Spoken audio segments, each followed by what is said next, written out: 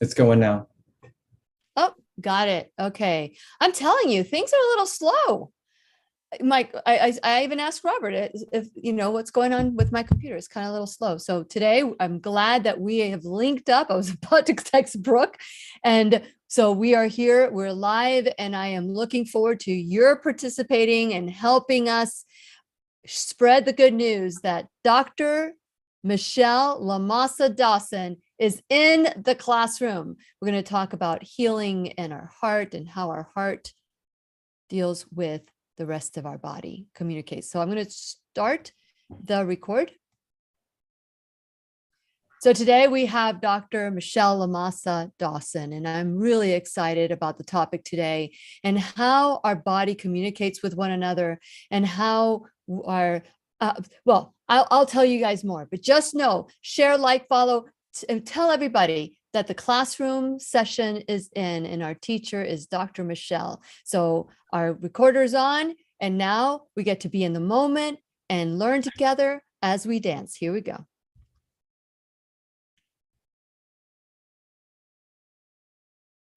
The Lillian McDermott Show. We love, we fear, bridges we burn, we make mistakes, then we live and learn. When life gets tough, and it seems like your best ain't good enough. If you're in need of hope, you know where I'll be right here. Right here, and when you need a friend, you can count on me. I'll be right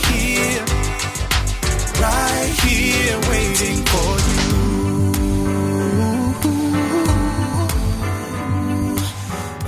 This is the place you can always turn to when you need a friend. The Lillian McDermott Show.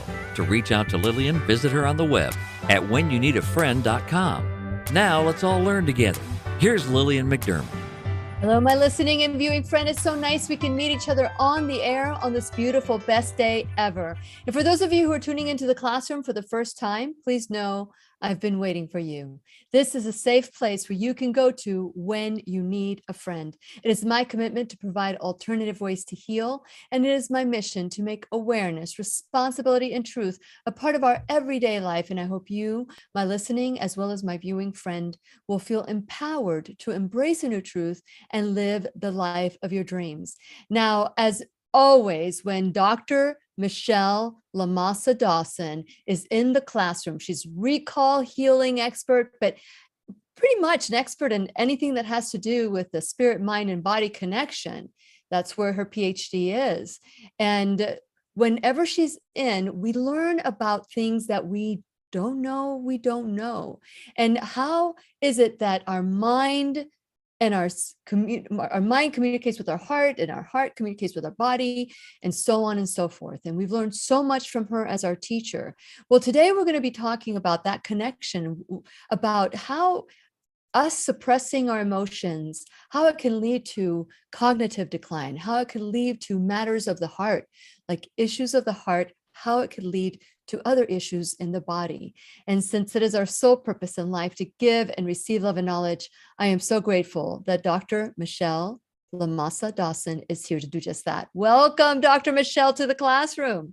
Thank you. It's so fun to be back. Thank you for having me. And it's great to dance with you, especially with your new, absolutely beautiful hairdo. We were talking about that off the air. She said she's going to talk about it too. Yeah, my hairdo. It's not new. It's been with me since birth, given that these wonderful curls show up. And so today I thought, given that I was going to be talking about love, and, Elvis is all about love. So I'm like, honka honka, burning love right here. I love it. Thank you very much. We have so much to talk about. It's been a while. Gosh, it's been a while since you've been in the classroom. So share a little bit about your background and your specialty, and how you started learning about how the matters of our heart and our brain and our gut, all of that is connected, and how it manifests itself. So it has been a little bit of time, and I just have been busy teaching, which has been really amazing. And so I have 30 workshops scheduled for this year. So it's a blessing, and trying to learn how to balance myself, and it's what I teach. So I have a PhD in mind body medicine, and my background, I have a religious studies degree and also a master's in psychology. And, I say that God writes straight with crooked lines, because I hadn't really planned on earning a master's degree in religious studies. It was always sort of my dream was psychology. And I just thought that was it. But just being in psychology, and, there's so many beautiful theories and so much, but I just found that so often it wasn't connecting the head to the heart. And I knew that I would hear stress causes this, stress causes that. And so I thought it's got to be more specific than just stress. And so it is stress specific. And so when my aunt had a breast cancer, and my mom, really struggled with her health and different things that she had experienced. And so that led me into this arena of integrative and alternative medicine. And when I found the PhD in mind body medicine, I thought, oh, wow, this is what I love. This is what I want to help people. And recall healing was a part of that. And when I learned about recall healing, it was that answer of, this is how stress specific it is. And when people are really suffering, and we say secretly suffering, because so often, we're taught, keep a stiff upper lip, and, be strong, and don't cry, and you got this. And all of that contributes to illness.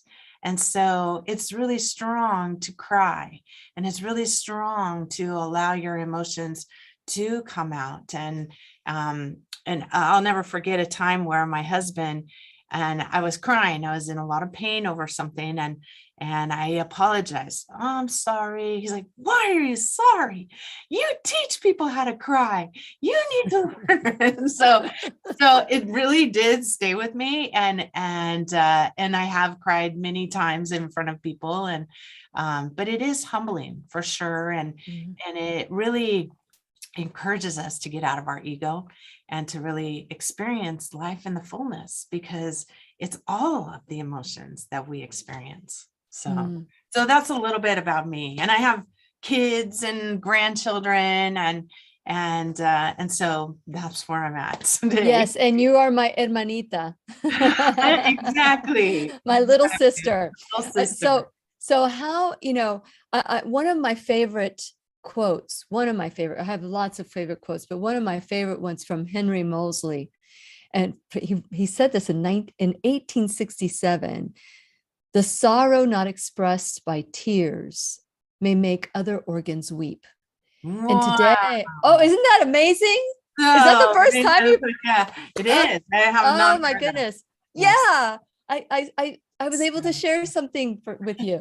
Okay. Awesome. No, but seriously, when I learned that quote, I use it through my workshop, because it is true that when we suppress our emotions, and it seems so simple that it gets stored in certain areas of the body, and our body is so intelligent, so intuitive, that it knows how to protect us, and it does it for protection. But what ends up happening is, if we keep it stored there, eventually, like if you put a raw piece of fish, and you store it in your oven without turning it on, eventually it's going to stink, right? And so that's what happens to our body too, right? Is that what happens, that it gets stored there too long and it just starts stinking? So we look at it, instead of like a malfunction, we look at it like a turbo function, so that it doesn't. Yes, I mean, essentially, obviously that is what is happening. However, if you look at it more like if there's, cancer creation or even heart issues or things like that, the brain is sending a message to help with these really challenging situations. And it's not just your normal function of like day in and day out kind of things, although, in that secret suffering, it really is about the stress of the daily life where people are really so, overwhelmed with their life, challenges with finance, challenges with kids, challenges with work, especially in our era too. And so we see so much of this. So the brain will send a message to create a turbo function to help with that. And so I know it sounds counterintuitive that a cancer would be like a turbo function, but if you look at it, like it's helping you to get through a really hard time.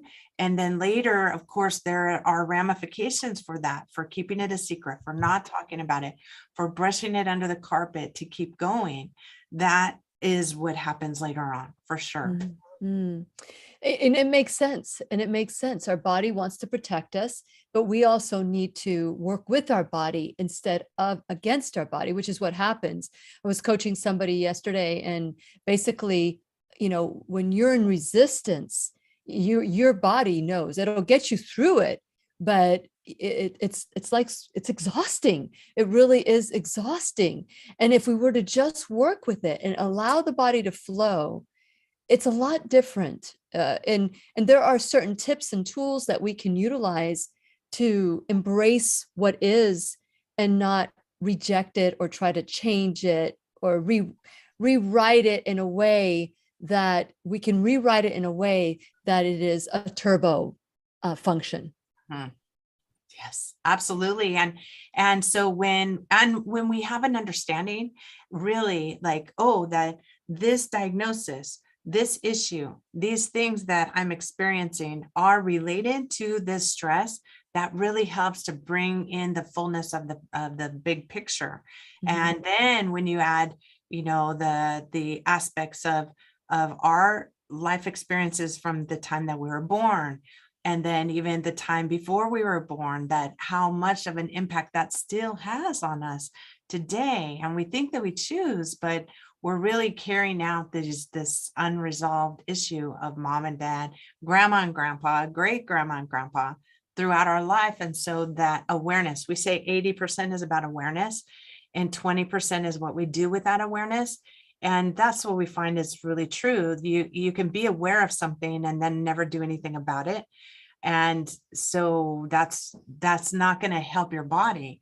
Your brain has to know that you're mostly at peace in order for it to let go of some kind of manifestation that has taken place. So when we look at, we picked the topic matters of the heart, and you and I have spoken many times about my mom and now my dad, who are advanced in dementia. That, my dad is just beginning to have that cognitive decline where he can't even answer within a normal period of time. So you and I were talking about dementia and your relationships, experiences with dementia, and how it affects, how does this happen to some people? And now more and more, we're seeing that dementia is happening to more and more people versus someone who maybe doesn't even have to worry about it because they've dealt with life in a different way, or maybe they still have all the resentment and the issues, but somehow it manifests differently. So how does the body know where to send these manifestations?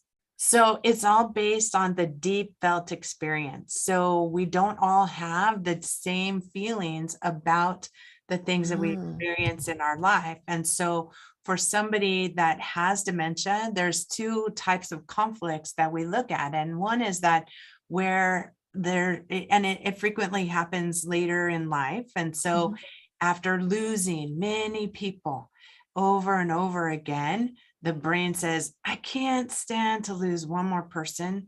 And so it starts to forget until you completely forget and you don't lose anymore, but you're now living from when you were a child or when you experienced all of those people still alive. So that's one thing. The other aspect of dementia, / Alzheimer's, is where a person is embarrassed by the way that they have lived. and they want to be forgotten. They don't want to be remembered. So their brain will take over to help them in that situation. And then they forget about the things that they have done, so that they're not constantly living in that shame and guilt and devaluation. Interesting. So the differences that I'm hearing you say is one can't stand to lose anything else, and the other one is just wants to be forgotten because of all the shame in their life. How does that show? How do we look at our life and say, am I one or am I two? Am I wanting to stop the pain, stop the madness, or do I just not want to be part of the madness? I want to be forgotten. How do we know where we're at in our digging emotionally? Yeah.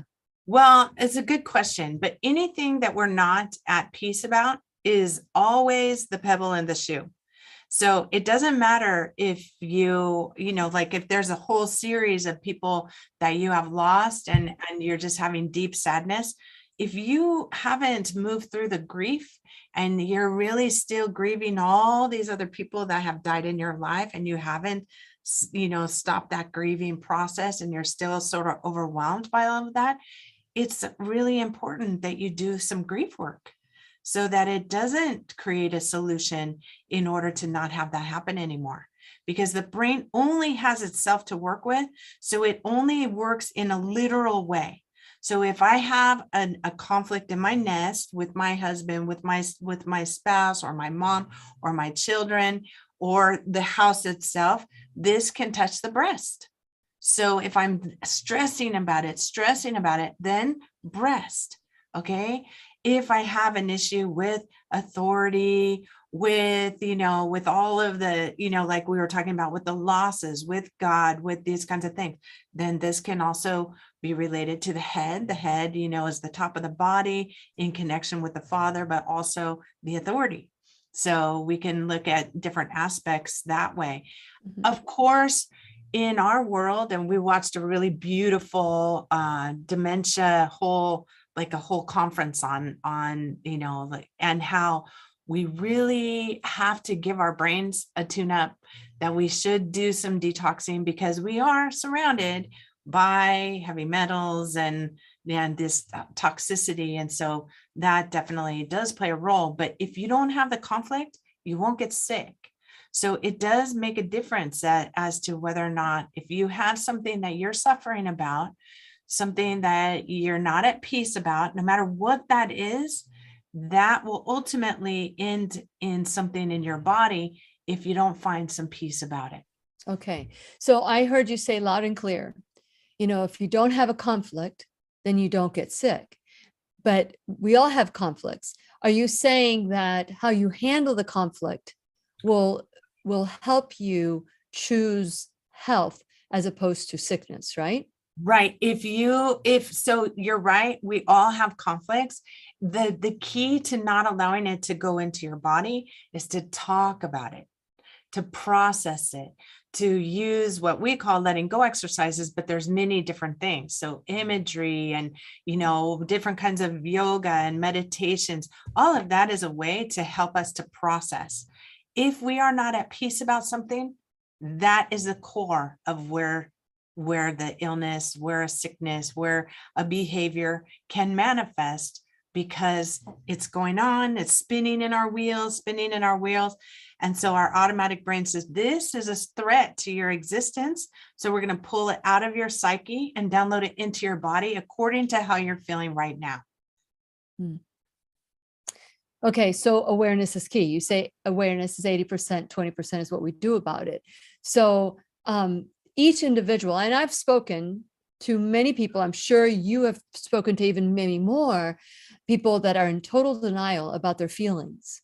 They're in total denial about the situation. And if you say you seem upset, no, I'm not. No, I'm not. And they're constantly saying, no, I'm not. I have people in my life that I absolutely adore that they don't have any problems. and maybe they talk to other people about their problems, but they don't have any problems. And there's some major stress going on. I can't say anything about it because it's not my place. But how do you wake somebody up gently or shake them up and say, yes, you do. And if you don't deal with it, you're going to end up like that. Well, sometimes it is appropriate to say that, Okay. Especially if they come to see me, because you're paying me for me to say that, where, where we're in our families and we're with friends. Sometimes we don't have that as a possibility unless they ask us, because that would definitely be a boundary issue, right? Yes. Yes. So that's where I do Ho'oponopono. Mhm. That's where I'll do some energetic work where I'll ask, my heart is full of love and understanding. Their heart is full of love and understanding. And then I might pray and ask that the divine guide me in when and how I might talk to this other person. And the truth is, we heal in the reality. We don't heal when we're denying it. We heal in the reality. And so many times, by the time people come see me, they already have an illness. And so if they tell me that it's not true, like, oh, I don't have anything, everything is fine, your body is telling you otherwise. Mm-hmm. And so that's where I might point that out, and I might say something to them in that way. Yeah. Yeah. I can relate because when I'm coaching somebody and they're just not getting it and they're trying to look good and they're just trying to sugarcoat or whatever, I always say, you hired me.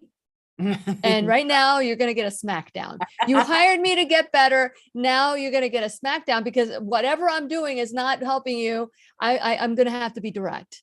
And are you open for that? Oh yeah, I'm always open. Well, sometimes they're not. Right. And sometimes I'm not. And so I know that there's a time and place for everything, but like you said, sometimes you just have to be blunt, but it has to be in a safe place. How can we, if I wanted to be blunt, I'm not talking about a coaching situation where someone's hired me to help them through whatever it is that they're looking for. But let's say it's a relative, a loved one, a child even, and they don't want to hear it. They don't want to hear the truth. They don't want to hear your truth. They just want to go on and just numb it up. What is our obligation as a family member to that person? Should we care more about the person than we do about the relationship? Or do we care more about the relationship than we do about the person? Because eventually they're going to break down. Well, it's like, it's not a one size fits all kind of thing for sure. Okay. And it's by what's going on in the relationship. And I would say many times we don't have the right to say it.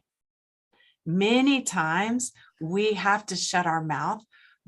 And that's where the greatest energetic work can take place, where you're holding the space. And I've spoke about this many times about the Ho'oponopono and the forgiveness exercise. That's prayer. Why don't you share a little bit about it when you're done with your thought? So yes, for sure.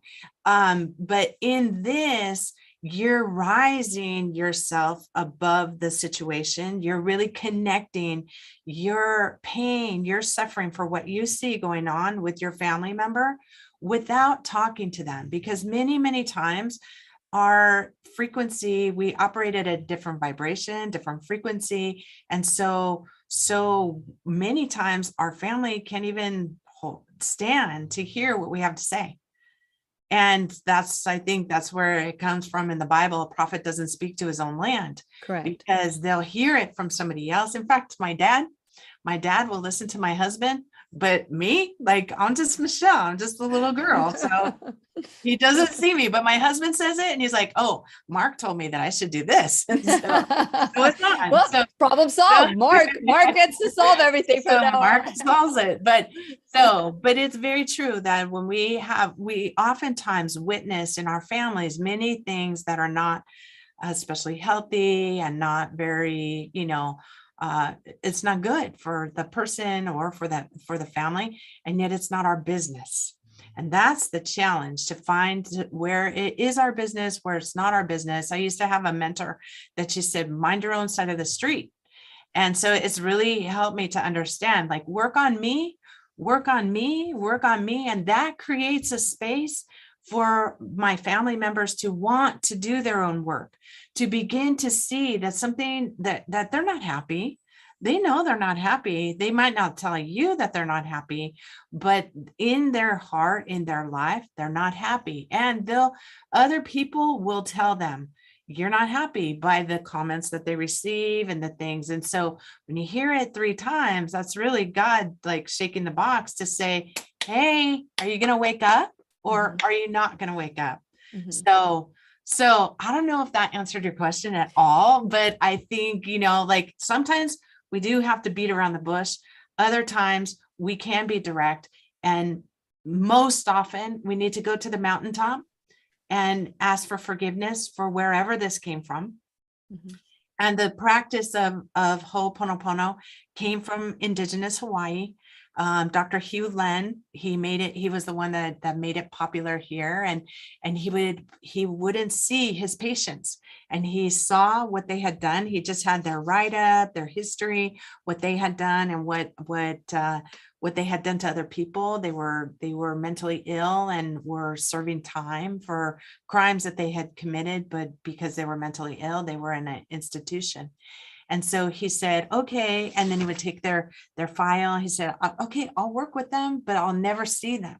And he saw what they had done. And then he knew that all of us, when we get cornered, pushed into a corner, like just like animals, that we can all behave in less than desirable ways. Sure. So he would find that place inside himself, and he would say, I'm so sorry for whatever's in me that would cause this person to rape or murder or kill.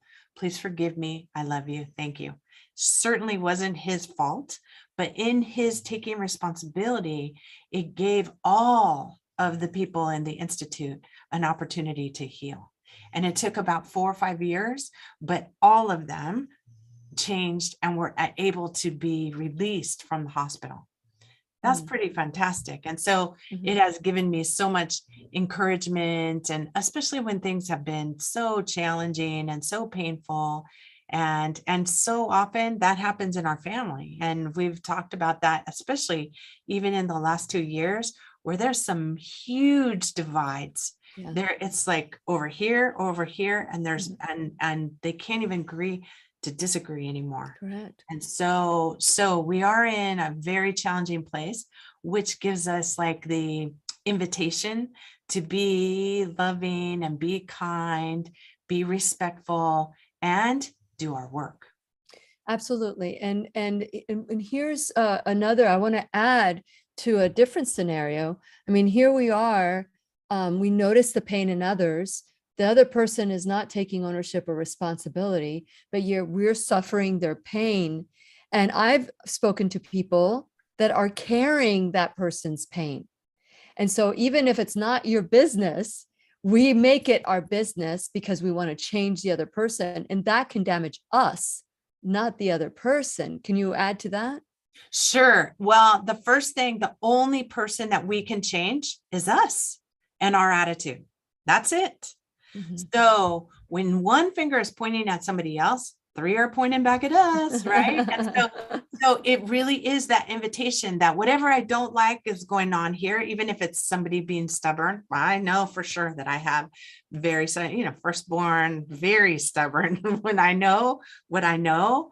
So, and then to really sink into that, like this guy, this person, this human being standing before me is struggling, and they don't see the whole picture, and they are tied to all of this other ancestral unfinished business and are not even aware of it. But I am.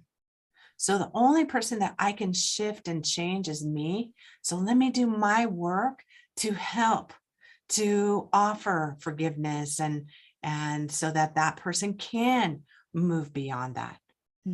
Yeah. That's probably the hardest thing. It is. It's the letting go and allowing God to work on the other person. And my big like aha moment. I've had many aha moments, but what just in the last year or so has been that I know what my job is. I know what I'm being called to do.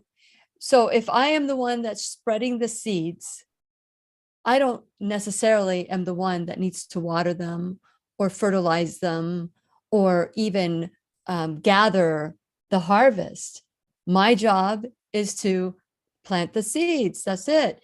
And God will have God's people do the rest. And so being able to stop ourselves from trying to control the other person, even though it's intended for good, the other person's not going to receive it for good. So then it's going to be bad. And I've had to learn that the hard way, Dr. Michelle. I really have, because it's you see what could happen to them if they don't do what they need to do. But there are some processes that I've learned to be able to let go. Ho'oponopono is one of them. And for those of you who are not aware, it's 4 simple messages or sentences. Would you like to go over those 4? Sure. They're simple, but the key is connecting your pain, your anger, whatever the feeling that's coming up from this person or what you see in the situation, and connecting yourself with that person. And that's where you say, I'm sorry, please forgive me, I love you, thank you. That's it. I'm sorry, please forgive me, I love you, thank you. And whatever that is, it doesn't really matter what it is. And sometimes we needed to say to our little girl self, our little boy self, to heal those aspects of ourself that were so wounded as little people, and to grow up with those same kind of resources. You were just doing the best you could in that moment. And right. So I'm sorry that I was so mean and so hurtful to you. The way that I used to talk to myself was terrible. I would never even talk to my worst enemy that way. Not, I'm sure I have some enemies, but nobody that I'm aware of, I guess. But I would be far worse on myself. And so we need to start with ourselves, and then it sort of unfolds. Yeah. And there were a couple of other examples. One was Carol Howe. She's the one that was, I don't know if you know her from A Course in Miracles. Carol Howe was trained by the founder of A Course in Miracles, or the person one of the people that started it. And we were talking about guilt and shame. And I said, will you be able to talk about that? And she started revealing some things, some truths that I had never heard before, that, I know that what I see in you is who I am. But that was it. That was it. Now, this is what she added to that. What I see in you is who I am, that I have not forgiven myself for. Mm-hmm. That was like, it just put me to that next level. Now I understand what that purpose is of saying that, because when I was becoming a coach and I started learning about what you see in others, who you are, and people were in conflict, they would say, fine, you're seeing you, you see in me who you are. And then they walk away. That doesn't solve anything. That never solved anything for me. It doesn't, it just puts the responsibility on the other person, and the person who's coming to them is not even accepting their ownership of it, right? Mm-hmm. But when I'm seeing it and when I'm bothered by it, that means that person is a teacher to remind me of the things I need to forgive within myself. And so now when I see someone that I'm really irritated by, maybe their behavior, I'm able to go back and say, okay, what is that behavior? What is it in me that I refuse to look at, that I need to forgive myself for? Well, it's not about them. Yeah. And that's beautiful. And I would say, what does this behavior remind me of? Who does this behavior remind me of? And that allows us to also take ownership for all the other places in our life that we were hurt by this behavior, or that when it was brought, to us generally through our parents and at the time. And then that makes us even think like, oh, we create beliefs and we create patterns. based on these experiences. So it's that forgiving ourselves and also looking at the other aspects of where has this also shown up in our life. Why can't I let this go? Well, there's all this unfinished business over here and here and here with these other situations that I experienced. And so I need to go back and look at those as well. Yeah, it's and we want to fix others, and we see things, and we see the speck in our neighbor's eye, but we don't see the plank that's in ours. And I was reading Romans, a while back. I was reading Romans. I was going through Romans. I read it like 10 times. But one that this was the you read something comes out at you. This time it was Romans 2. And it says, you see in me, it basically says, because what you see in me is who you are.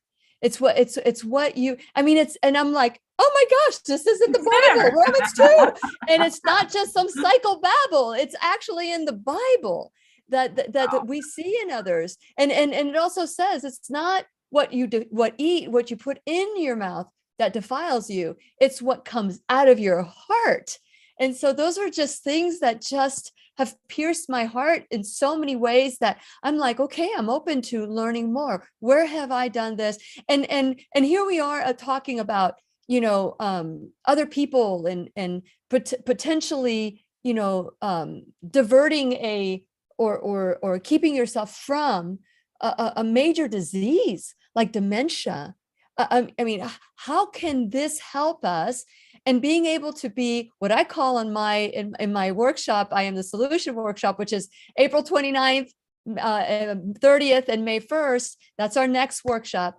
What I talk is become self-cleaning ovens, because we need to be able to look within ourselves, press that little button and say, okay, I am ready to release it. So, will this help us and keep us from dementia, heart disease, diabetes, all these things, provided that we also, keep ourselves from heavy metals? Or can you elaborate? How do we know what's from what? Well, so in my belief system, and from what I have learned, the root is the emotion. So if you're working on your emotions and you're mostly at peace, and that there isn't all this unforgiveness, there isn't all of these things, but in our daily life, as things come up in our daily life, if we're not able to let them go, if we struggle with them, those are indications that your body will ultimately take over. So working towards being at peace and having harmony in our life, and not being in ready for a conflict or being in fight mode all the time, that's going to allow us to not always be on the verge of having an illness or something created. So every single thing that we suffer for, that we can't sleep, that we can't eat, that we're huge, that is really spinning in our mind, that is an indication that it needs to be addressed. That's our brain saying, hey, you're not sleeping over this. That's a problem. We're in sympathetic overdrive to help you with this big problem. If you don't want it to go into your body, you need to find some kind of solution, either practical or transcendent. So most of the time when we're in relationship with, we don't speak the same language. And so they're not always going to be able to, to meet us. So we have to find other ways to be able to be at peace. Sometimes it is, and it's important to talk, to ask for permission. Hey, is this a good time? This is coming up, and always to keep it, I'm feeling like this, or this felt like this. And, is that true? And so checking in and doing these kinds of communication tools are important to allow our relationships to run smoothly.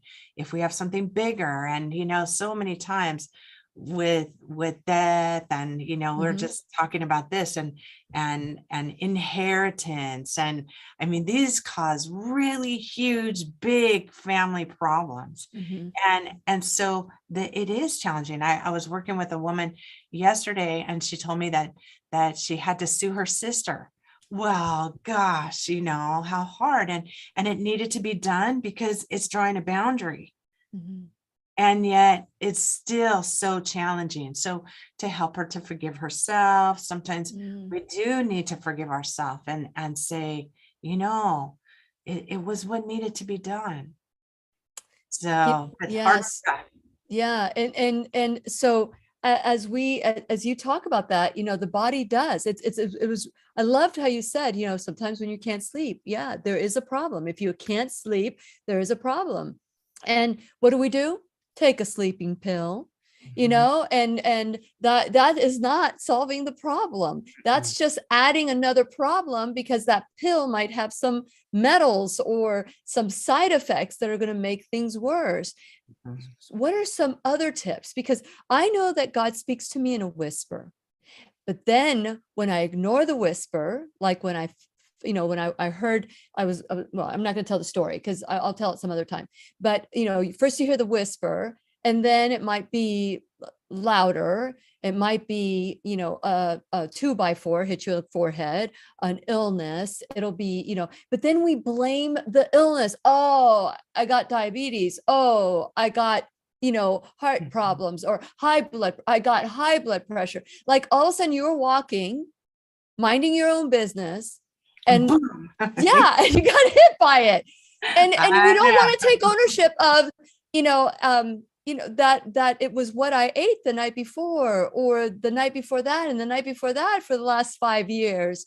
It's all the things. What are some other tips, Dr. Michelle, that we could look at and say, oh, not sleeping, check. Not eating well, or overindulging, check. What are some of the other ways that we can say to ourselves, these are ways that the body is whispering and shouting and 2x4 Well, hitting the head? if your body is tired, if like if there's anything going on in your body, that is a sign. It's an invitation. All the time we can look at these things as these aspects as invitations to do our deeper healing work. So if you're, if on the psychological level, you're not happy in your marriage, or you're not happy at your work situation, or you're not happy in your living situation, and you live that long enough, your brain is going to create a solution for you. Now, what that can be any number of things. Diabetes would be more related to, I'm in a fight. I have to fight. And then I'm disgusted by either behaviors or things like that. And so diabetes is resistance and repugnance. So if somebody's diagnosed with diabetes, where are you in a fight mode? What disgusts you in your life? It has some roots in sexuality as well. So there could be, what are the stories around sexuality? Were you ever forced to, to have sexual relations? So all of these, if you have heart issues, what are the love pieces? Like, have you felt the love that you always wanted? Do you feel loved? Do you get loved? How about the territory? What's going on in your home? What's going on with the people that you love? Your father, your mother. If you have rashes, how do you feel separated?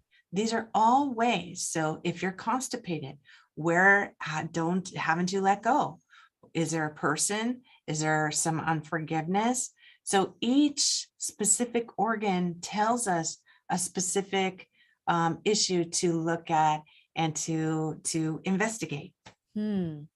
Very interesting. And I hope people are looking at themselves, not thinking about their spouses, or thinking about their siblings, or thinking about their, it's funny because I jokingly say I love to read. When I was younger, I would read, the only thing I would read, if I had the time to read, were self-help books, but they weren't for me. They were for everybody else. They were for everybody else that, that I could help. And it wasn't until I turned like Blake it was graduating from high school, and I was about 47 years old, and I had just started the radio show at the time. And I was beginning to think, well, like, who am I? My kids don't need me as a mom anymore. I'm working the business. At the time there was a financial crisis, and there's so many things going on. And all of a sudden you just have this crisis of, who am I? What is my purpose? And what am I meant to be? And what am I supposed to be doing? And when you start asking those questions for yourself, not for anybody else, that's when the magic happens. That's when the magic happens. That's why I am so excited about inviting you to whenyouneedafriend.com. And while you're there, please become a subscriber.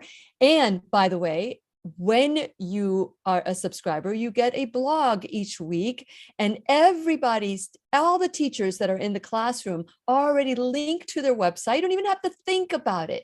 So please become a subscriber. Check out my sponsors, our friend, Dr. Jennifer Grammeth, who we absolutely adore, and all of you adore, because every time she's in the classroom, you guys want to learn more. And the pharmacy in Merritt Island, they have stood by the classroom, and from the pharmacy stood by the classroom for years and years and years, and hasn't asked anything of me other than just the support.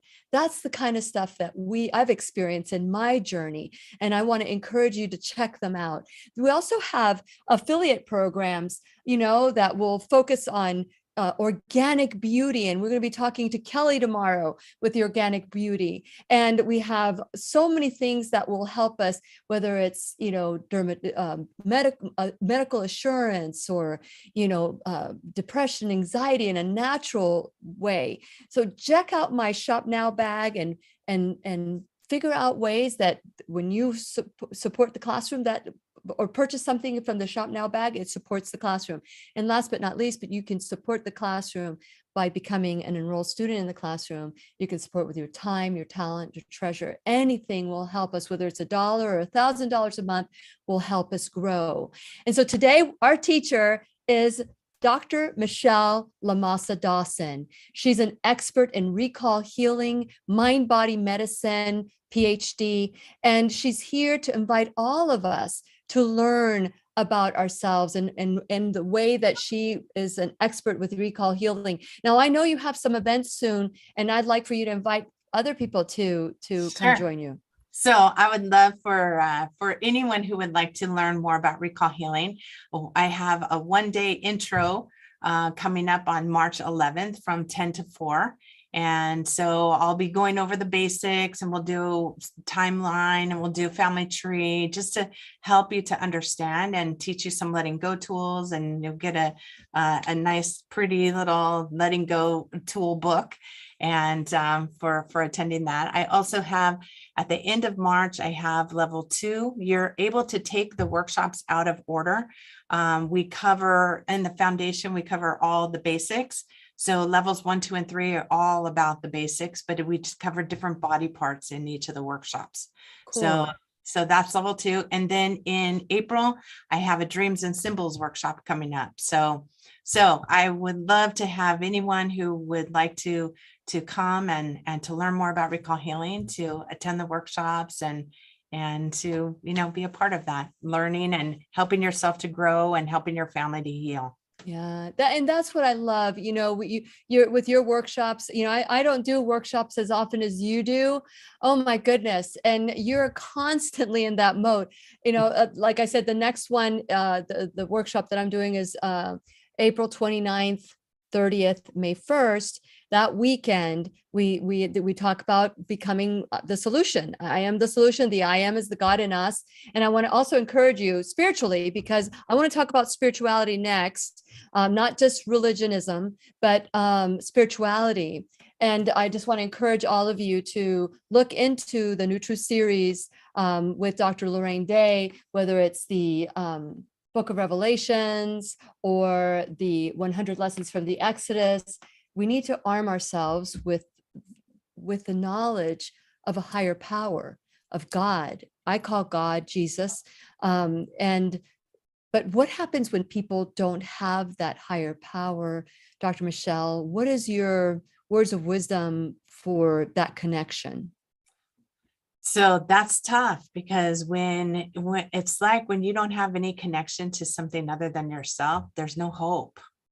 And so find ways, and little, like, nature. For me, nature speaks. You talked about how God whispers to you, and in my prayer, I'll frequently say, Lord, like, make it super clear, because I will miss it. I need to have it super clear. So I'll have these big things that show up. Oh, okay. Now I understand. Thank you.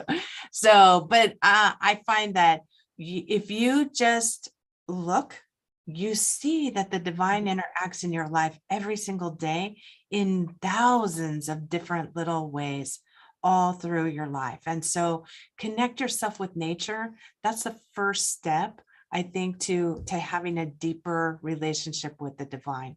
Yeah. Yeah. And I appreciate you mentioning, nature and other ways that we hear God speak. Not everybody, not one size does not fit all. I've said this so many times in the classroom, in my life. I know one size does not fit all, but something fits for you. Something fits for someone else. And what fits for me, it doesn't have to look the same way for you. And that's, I think, an understanding that we, or a myth that we have, that if it works for you, I need to follow exactly word for word what you do so it will work with me. How can we adjust and adapt so that we can work with our body so that it resonates with us the way it needs to? Well, every one of us has tools that we have used. Sometimes those tools are no longer serving us well, and so we need to add to our toolbox. And so that is important to keep on that road. So sometimes it's through poetry, sometimes it's through artwork, but doing something creative also can link us to that as well.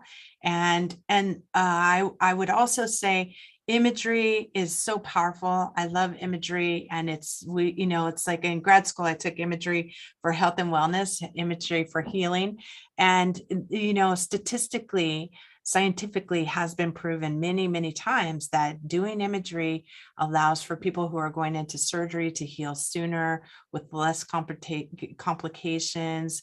And so there's so many benefits of doing imagery. Breath work, super powerful. Movement, amazing. So it doesn't matter what you do, it's just that you do.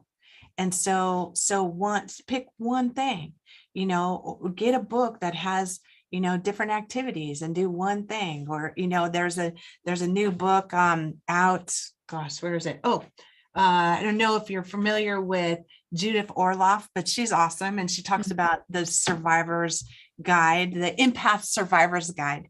Well, she has a newer book out, and it's called Thriving as an Empath. And it's 365 days of self-care for sensitive people. And so it's so cool. And it just so happened one day I was doing a meditation and I opened it up. She has a little meditation on Ho'oponopono.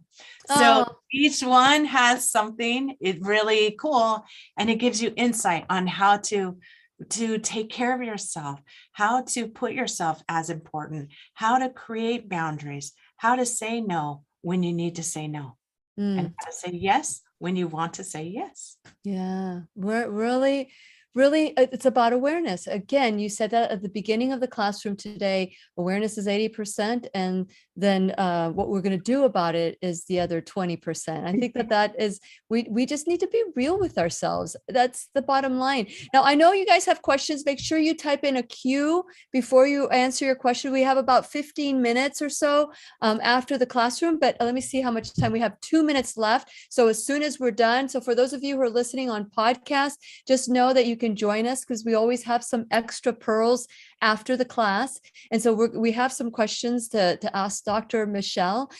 Dr. Michelle, so if someone is tuning in right now for the first time and they want to, what would you tell them this class is about? What was the main message of our class today?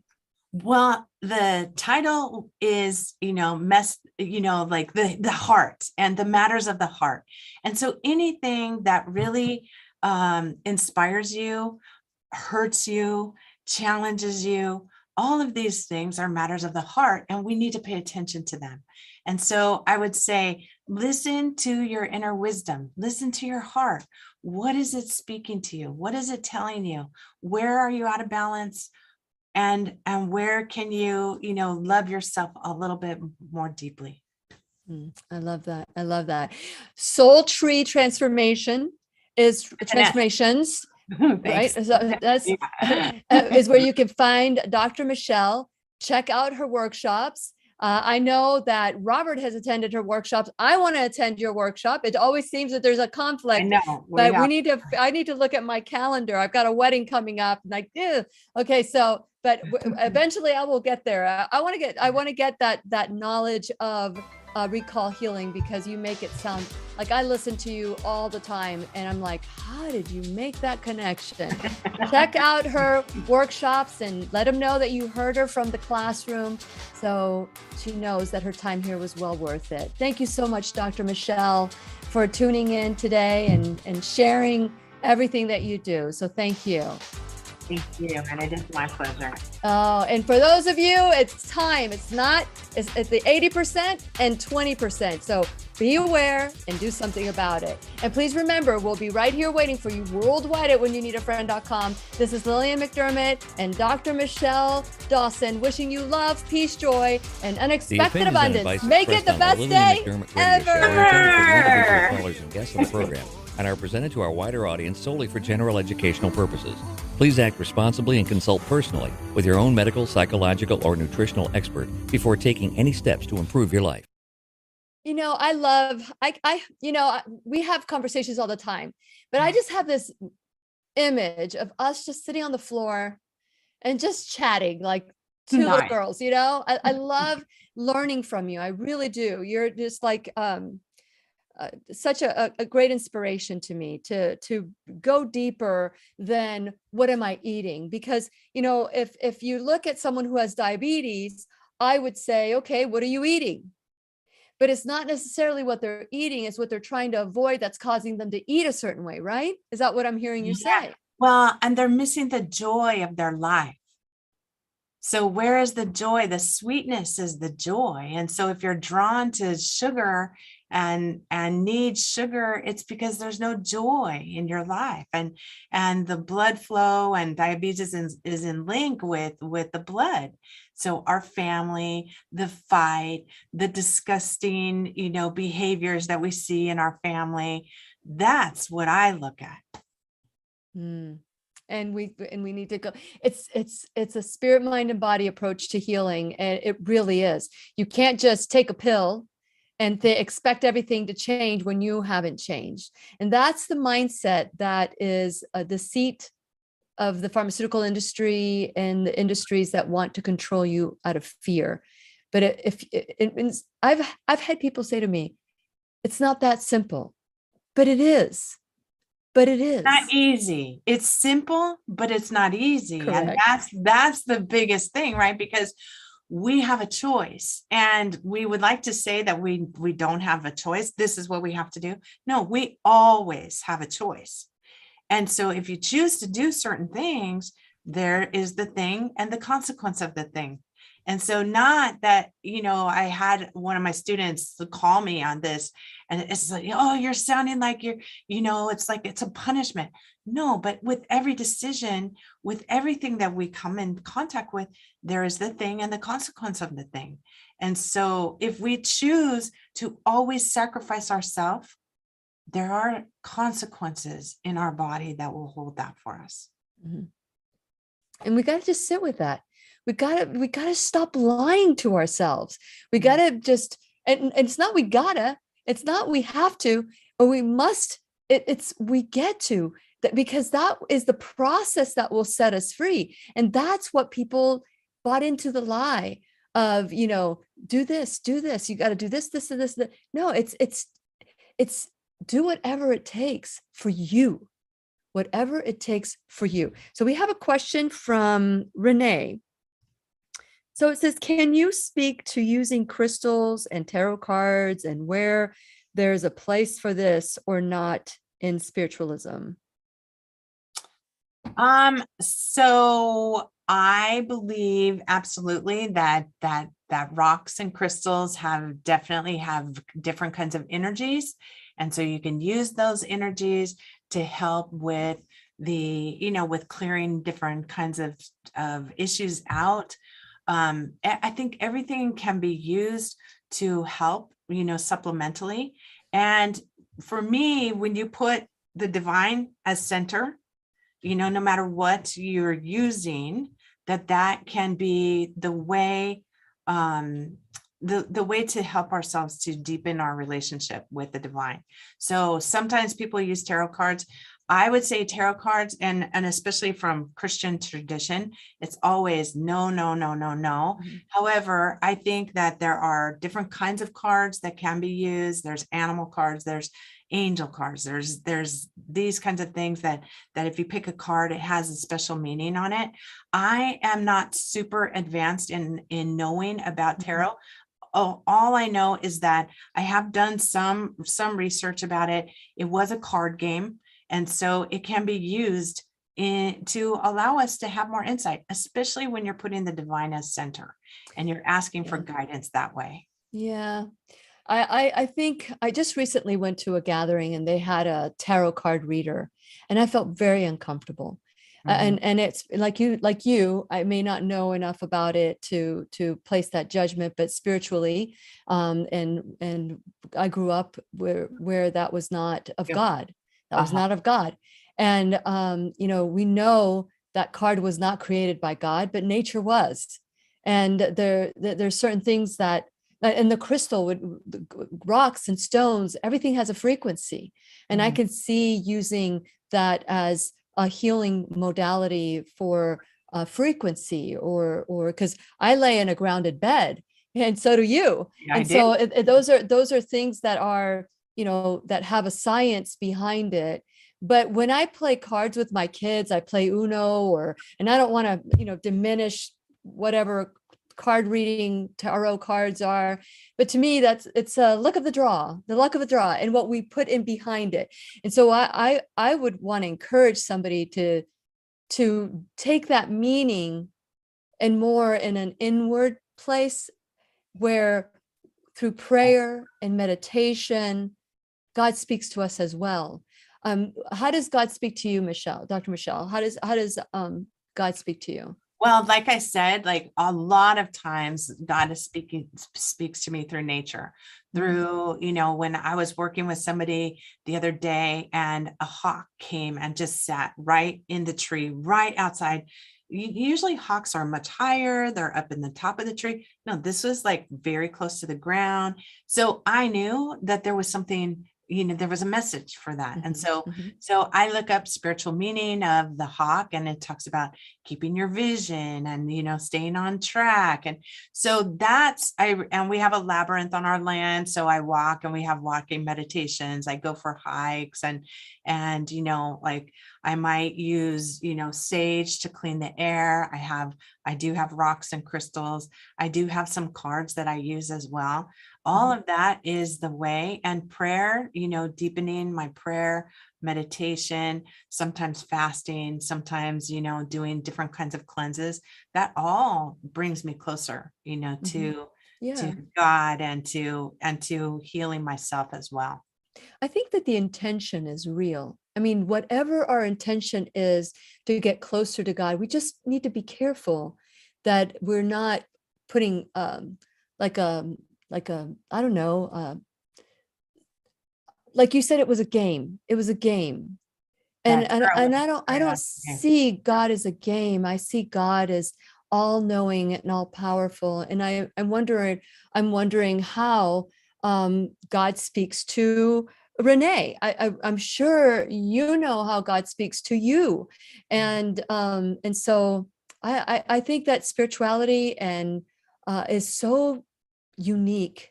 I know for me, it's journaling or sometimes I just wake up and that first thought in my heart when I first wake up, I go, thank you, God. I needed, I've come up with solutions because Well, go ahead. it is in that. It's like, and the symbolic meaning. And so for tarot, and I know that tarot, like especially with Alejandro Jodorowsky, he used tarot a lot in working with people. So it's really, I think that it can, but like you were talking about, there is a lot associated with that. So you have to be super careful about even when you're having body work, who is this person? You Yeah. need to know who this person is. Doing Reiki, because they're connecting with energies from beyond. So this is why some of the church teachings has been, no, you don't do that. So you do have to be careful about what you're doing. In the symbols workshop, I do teach a little bit about tarot, only in the aspect of that it was this, and these cards represent certain things. And so they can be used, in some ways to gain insight. That is how I teach about tarot. I think that makes that makes total sense. That makes total sense. But for me to leave my husband or, or change my career just because a card has a symbol, to me, I could never do that. That's what prayer, meditation, discernment is for, right? We don't substitute it. Right. Exactly. Yeah. But great question, because I know that, and one of the things that we need to be aware is that we can be deceived. We can be deceived by so many different things. And that's why prayer and discernment and truly, and you know how much I love where I live, right, Dr. Michelle? You know how much I love it here. But every day that we were going to buy this place, Robert and I prayed that God would stop whatever it is. If it was not meant to be, please stop it, because we're moving forward. We were just so excited about being able to buy here. But the reality is, if God has a plan for you, nothing can stop it. That's how we ended up here in Georgia, the same thing. Right. And I have gotten in that habit of, whenever I'm making any kind of big decisions, any kind of really even little decisions recently, that please guide and direct the decisions, make it clear and bless, and that your will be done. I really want to be the hands and feet of Jesus, for sure, because that's my background. And that's so right. It's mine too. So I want to be the hands and feet of Jesus, and I want to be a witness of God's love for his people. Absolutely. And I will let that be that, unless we have any more questions. Okay. So visions and dreams and the inner still small voice and visualizations and the written word of God. I guess that's, Tom, thank you so much, Tim, for letting us know how God speaks to you. I love it. So share in this post, if you're watching this, share with your friends, but share with all of us. How does God speak to you? Because maybe somebody's walking along going, God, really, Jesus, send me a sign, but we're ignoring it because we're really, truly not open. God speaks to us in so many ways, but if we're not willing to see with, it's like in the Bible, it says, there's nothing worse than people that don't want to hear or don't want to see, not can't see, because even the people without sight or people who can't hear are wanting to. So we need to be aware that sometimes we have that hard heart and God will use it in so many different ways. But if we ask for God to open our heart, truly ask to help us see, it is amazing. It's so true. It's really so true. And I'll leave you with a little sweet little story where I shared with you that my father-in-law passed away, and we were there visiting and being with the family, and we were going to make my mother-in-law some breakfast on Sunday. And so we went to the market, and I said, I know she got all these flowers for that, but those aren't for her. Those are because of all this. So I got her these like sweet, real, like almost the purple, like these purpley colors that we have here. So pretty, and to put in her bedroom. And then we went home, and I just loved them because they were so dainty and sweet and feminine, and with the intention of them being in her bedroom. So my husband took a picture of them. He has an app that says what kind of flower it is. And it happened to be that they were Sweet Williams. Well, William was the middle name of my father-in-law. Aw. And it was like a little God wink, like, hey, Mm. I'm here. And the fact that they were going to be in her bedrooms, sort of looking out. I Aw. think that God speaks to us that way all the time. And we just need to be open to his hearing and seeing that. Yes, absolutely. Absolutely. Just try to just do everything you can to really communicate with our creator. And it's amazing that if you really have, and like I said before, the intention, what is your intention? And sometimes based on your results, you can work backwards and see where your intention is. So be open and be willing to do whatever it takes to heal. So thank you so much, Dr. Michelle, for sharing again. It's Soul Tree Transformations, and learn about the workshops. Go to whenyounneedafriend.com. Check out our workshops as well, and the things that you can do to heal as naturally as you possibly can. So thank you so much for watching, and we will see you tomorrow. Take care. Bye. See you. Thank you for sharing, everybody.